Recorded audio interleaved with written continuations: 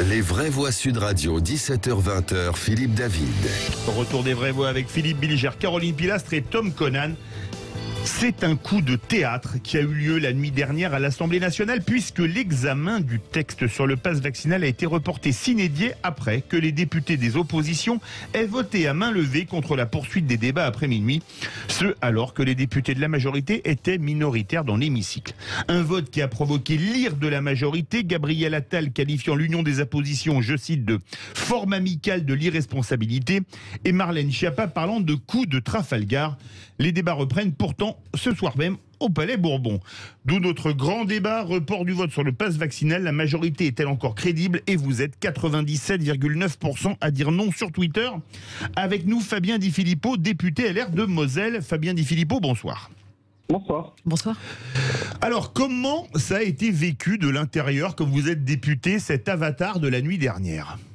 Bon, un épisode assez surprenant dans la mesure où on se préparait à devoir débattre toute la nuit, mais on voyait bien qu'il restait énormément d'amendements, plus de 500, il y en avait 650 au départ. Honnêtement, ce n'est jamais arrivé dans l'histoire de l'Assemblée qu'on puisse examiner 650 amendements sur une période de temps aussi courte, une seule soirée. Donc moi, dès la semaine dernière, quand j'ai vu le calendrier, on savait bien que ça ne passerait pas. Et donc, au fur et à mesure, sur un débat aussi important, avec tout ce qui s'est cristallisé depuis sur ce sujet-là et tous les doutes qu'ont exprimé nos concitoyens et tous les élus, eh bien, les débats ont commencé à prendre du temps, beaucoup de temps. Et donc, à minuit, eh bien, le règlement prévoit désormais que les débats s'arrêtent et qu'on reprenne le lendemain.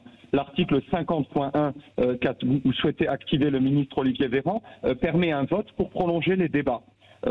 La majorité était ultra majoritaire hier soir. Sur le scrutin public précédent, on perd 76 voix contre 212. Donc ils avaient une très très grande majorité. Donc pour qu'à ce moment-là, et je corrige ce que vous avez dit en préambule sur un point, pour qu'à ce moment-là, le vote bascule et que les oppositions deviennent majoritaires, ça veut dire que les doutes qu'on avait, ils étaient partagés par des membres de la majorité, à la fois sur le fond, mais aussi sur la forme des débats et la volonté de les expédier et de les bâcler, et que certains élus, La République En Marche, se sont abstenus, et moi j'en ai même vu certains de la majorité présidentielle lever la main avec nous. Donc voilà ce qui s'est passé réellement. Philippe Bilger. Monsieur le député, c'est toujours un plaisir de vous entendre. Est-ce que vous pouvez comprendre tout de même qu'au-delà d'une certaine manière de l'amateurisme de La République En Marche, qui n'a pas fait en sorte qu'il y ait suffisamment de députés en séance, que des Français aient pu être choqués par le fait que on arrête tout à minuit en disant on ne peut plus travailler, il faut se reposer, alors que la France est dans un état notamment médical où on ne compte plus ses heures. C'est une question à n'y voyez aucune acrimonie, parce que j'entends beaucoup dire cela. Fabien Di Filippo. C'est là qu'on touche à une vraie contradiction politique. La majorité a été prise en défaut, il y a juste à voir la tête du ministre et les réactions très haineuses de tous les membres du gouvernement depuis. Mais la volonté n'était pas de ne pas travailler après minuit. Vous voyez bien, chaque semaine, on a des textes qui durent une partie de la nuit et ça ne dérange personne. Et on est mobilisable 7 jours sur 7, 24 heures sur 24. Et ce décalage-là de séance, il va nous amener à siéger une partie du week-end. Et ça, on l'assume tous en toute responsabilité. Maintenant, il y a une question de fond par rapport à ce qu'est ce texte et aux solutions qu'il amène. Est-ce qu'on peut, sur un sujet aussi important, sur l'aspect sanitaire, sur l'aspect des libertés publiques, se dire que entre 21h30 et 6h du matin, les choses doivent être expédiées? Et quand vous arrivez à minuit et que vous voyez qu'il reste 500 amendements, est-ce qu'on doit vraiment tout expédier comme ça? Je comprends le point de vue du gouvernement qui dit plus vite c'est réglé, plus vite on me donne raison. Mais par contre, du point de vue de l'examen démocratique des textes, il y a quand même un travail de fond à faire. Je rappelle que pour la première fois, la commission, depuis très très longtemps, la commission a eu lieu entre Noël et Nouvel An. Ça n'a pas permis à tout le monde de s'exprimer sur le sujet. Donc il faut prendre le temps de ce débat-là, et c'est ce qu'on fait en reprenant le débat aujourd'hui et demain s'il le faut, mais le travail doit être de bonne qualité. On ne peut pas, pour les plaisirs de Jupiter, pour les plaisirs de la Macronie, mettre toutes nos convictions sous l'été noir et les laisser avancer tel un bulldozer en voyant toutes les erreurs qu'ils ont faites. Tom Conan. Ouais, mais je trouve d'un point de vue extérieur, c'est plutôt rassurant finalement parce que ça montre qu'il y a une séparation des pouvoirs, qu'elle fonctionne finalement pas si mal dans le régime de la Ve République et que là, sur des questions de ce type-là, pour des raisons effectivement diverses que vous avez rappelées, il y a des freinages et parfois l'exécutif ne va pas aussi vite qu'il aurait voulu aller. Voilà, donc je pense que c'est quand même aussi la preuve que les institutions démocratiques fonctionnent à peu près normalement dans ce pays. Ça me rassure plutôt, surtout pour des enjeux d'une telle importance. Fabien Di Filippo. Oui, il y a une chose aussi qu'il faut noter, c'est que le début des débats a été assez houleux. La problématique est que tous les amendements ont été balayés par le ministre, y compris ceux de sa majorité. Je pense à la jauge proportionnelle dans les enceintes sportives qui avait été introduite en commission avec un accord transpartisan. Il a réussi à le faire sortir du texte en mettant la pression sous sa majorité. Il ne répondait à aucune question, il balayait tous les amendements et il montrait comme d'habitude énormément d'arrogance. Et je pense que c'est ce qui a fait qu'à un moment donné, pour quelques voix, il a manqué certaines voix, y compris jusque dans sa majorité à qui il avait fait des mauvaises manières, et qu'on est arrivé à ce résultat-là. Et la faute lui en incombe en premier lieu. Caroline Pilastre. Oui, clairement, pour moi, c'est de l'amateurisme de la part de l'AREM. Monsieur Castaner n'a pas réussi à mobiliser ses troupes, à mobiliser la majorité, contrairement à l'opposition qui était présente. Mais où était la Macronie à l'Assemblée à ce moment-là? Moi, j'aimerais le savoir, en fait, en tant que citoyenne. Et puis, vous avez raison, monsieur, je vous rejoins totalement sur des questions aussi essentielles que nos libertés, que le pass vaccinal qui va être reporté à l'arrivée de quelques jours. Il ne va pouvoir pas être mis en place le 15 janvier, mais quelques jours plus tard.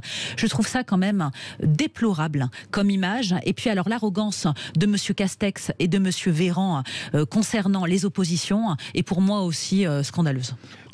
Fabien Di Filippo et Philippe Bilger. Monsieur le député, autre chose, est-ce que vous comprenez la polémique qui a été lancée par le gouvernement au sujet des contradictions qui existaient au sein des Républicains entre les opposants au pass vaccinal et ceux qui étaient majoritairement pour lui? Fabien Di Filippo. Oui, alors concernant la question de madame, je ne saurais dire où étaient les députés. J'en ai vu énormément dans l'hémicycle, j'en ai vu beaucoup ne pas lever la main ou discrètement la lever avec nous. Donc je pense que globalement à peu près toutes leurs troupes étaient là, étaient mobilisées. Et ceux qui voulaient se cacher dans les couloirs, c'est leur responsabilité à eux. On répond chacun de nos choix devant les électeurs. Ensuite, pour ce que disait monsieur Bilger, vous aviez déjà eu la gentillesse de m'inviter sur le sujet du pass sanitaire et j'avais insisté sur l'inefficacité. Et malheureusement, les événements ont montré que ça ne jugulait pas les flux des contaminations. Et ce que je veux dire, c'est que pour nous, il y a toujours eu des lignes rouges très importantes. La première, c'est l'imposition de ce pass à des mineurs qui n'ont pas la responsabilité de leur vaccination et qui sont privés de vie sociale et d'activités extrascolaires très importantes pour leur développement. La deuxième, c'est l'amendement que veut introduire le gouvernement cette nuit pour durcir encore les sanctions contre des entreprises qui ont déjà énormément de mal à mobiliser les salariés qui sont frappés d'éviction dans une période cruciale pour notre économie. Et la troisième, c'est le fait que des citoyens puissent contrôler leurs identités entre eux. Ça pose un vrai problème, sachant qu'on l'a toujours refusé aux policiers municipaux. Ces trois lignes rouges-là, sur lesquelles le gouvernement ne veut absolument pas faire de concessions, elles sont pour moi indépassables. Et je ne peux pas soutenir un tel projet de loi. Je l'ai dit dès le départ, et on est un certain nombre dans le groupe. Et je pense que vous verrez au final, parmi les Républicains, très peu voteront pour ce projet de loi. Beaucoup s'abstiendront, beaucoup voteront contre, mais très peu pourront voter pour par rapport à ces lignes rouges. Avant de redonner la parole aux vraies voix et d'aller au 0826 300 300, je voudrais vous poser une question que vous avez dite en filigrane il y a quelques minutes, Fabien Di Filippo. C'est que certains députés de la majorité ont voté avec vous hier pour qu'on arrête les débats à minuit. D'autres s'étaient absentés. Est-ce que la majorité est si soudée que ça sur cette loi portant création du pass vaccinal? Ou est-ce qu'à 4 mois des législatives, 5 mois des législatives, certains n'ont pas peur pour leur réélection comme députés dans quelques mois? Alors, il y a deux phénomènes qui se choquent frontalement dans l'esprit des macronistes. Je peux vous dire que pendant qu'on discute, ils sont juste à côté, très nombreux dans l'hémicycle ce soir, et la séance démarre. On sent qu'ils ont la volonté maintenant de tout verrouiller et de nous châtier réellement par rapport à ce qui s'est passé hier. la peur et la sanction et les lourdes engueulades qu'ils ont subies ce matin en réunion de groupe, eh bien, elles voient sur eux peser la menace de l'investiture. Pour beaucoup, ils ont peu d'enracinement. S'ils n'ont pas l'investiture de la République en marche et qu'Emmanuel Macron est réélu, ils ont très peu de chances d'être réélus députés. Donc ça, c'est la pression qui s'exerce sur leurs épaules pour voter ce qu'on leur dit de voter. Et d'un autre côté, eh bien, vous l'avez vu au moment du pass sanitaire, tous les scrutins se sont joués à entre 1 et 29 voix près. Et là, on les sentait vraiment désireux de ne pas voter, de voter contre, et on les a sentis vraiment très très fragiles. Et il s'en est fallu de peu pour que le pass sanitaire ne soit jamais voté. Il s'en est fallu vraiment d'un chouïa 3 fois de suite. Donc, on peut dire qu'au niveau de leur conscience personnelle, ils ne sont pas tout à fait sereins. Est-ce que malgré tout, quand même, le contexte, je sais bien qu'il y a la procédure parlementaire en elle-même qu'il s'agit évidemment de respecter, et les différents dysfonctionnements ont bien été rappelés, je crois. Mais est-ce que quand même, malgré tout, sur le fond, c'est-à-dire la pandémie, parce que c'est quand même ce contexte-là contre lequel le gouvernement essaie de se battre avec d'autres gouvernements évidemment européens et à l'échelle mondiale. Est-ce que vous ne pensez pas quand même que ce contexte quand même d'urgence, avec Omicron, avec on ne sait pas d'autres mutations éventuelles, d'autres variants nouveaux, font qu'évidemment il y a quand même un impératif effectivement, non pas forcément de passer en force, en tout cas d'aller vite, et donc à supposer en tout cas que la majorité évidemment vote les textes, de vouloir quand même aller dans ce sens-là sans forcément perdre trop de temps par rapport à une pandémie qui, elle, bouge tous les jours, crée évidemment des difficultés, notamment d'engorgement dans les hôpitaux, et pourrait demain amener de nouvelles restrictions. Fabien Di Filippo. J'essaye de reposer les choses avec beaucoup de pragmatisme. Quelle est la différence entre le pass sanitaire et le pass vaccinal? Simplement, vous supprimez la possibilité d'avoir un test de 24 heures et vous demandez que les personnes soient vaccinées. Moi, je suis vacciné. J'étais vacciné avec un schéma vaccinal complet et j'en suis très content. C'est ma responsabilité. Il n'y a pas de souci. J'ai attrapé le Covid. J'ai été contaminé et contaminant en étant vacciné. Est-ce qu'un test de 24 heures n'est pas une meilleure garantie pour accéder à certains endroits? Eh bien, aujourd'hui, on peut poser la question. Et donc, du point de vue de l'endiguement des contaminations et de l'épidémie, il est à la fois déjà trop tard pour stopper la vague Omicron et en même temps, eh bien, le pass vaccinal n'apporte pas de garantie supplémentaire sur le plan sanitaire par rapport au pass sanitaire précédemment en vigueur et toujours en vigueur aujourd'hui. Caroline Pilastre court et on va au 0826 300 Ce pass vaccinal est de toute manière une obligation vaccinale déguisée, on le sait tous. Maintenant, la Macronie, la majorité a pris un revers et s'est discréditée justement en agissant de la sorte. Est-ce que vous les avez sentis vraiment déstabilisés? Parce que justement, on est en pleine campagne présidentielle et c'est une fois de plus une très mauvaise image en termes de communication pour la majorité d'avoir agi comme ça. Oui, et je les ai sentis très en colère, surtout très en colère, contre eux-mêmes avant tout, hier soir, parce qu'ils pouvaient s'en prendre qu'à eux-mêmes. C'est facile, après une nuit de réflexion, de jeter toutes les fautes sur l'opposition. Mais en ce moment, eh bien, la dynamique n'est pas forcément pour eux. Ils pensaient être au deuxième tour à coup sûr face à Madame Le Pen et gagner 60-40. Aujourd'hui, il y a d'autres candidats qui émergent dans le jeu, notamment une candidate qui pourrait se qualifier et où le deuxième tour est très très incertain face à Emmanuel Macron. Regardez aujourd'hui les questions au gouvernement. Combien de fois ont-ils cité le nom de Valérie Pécresse?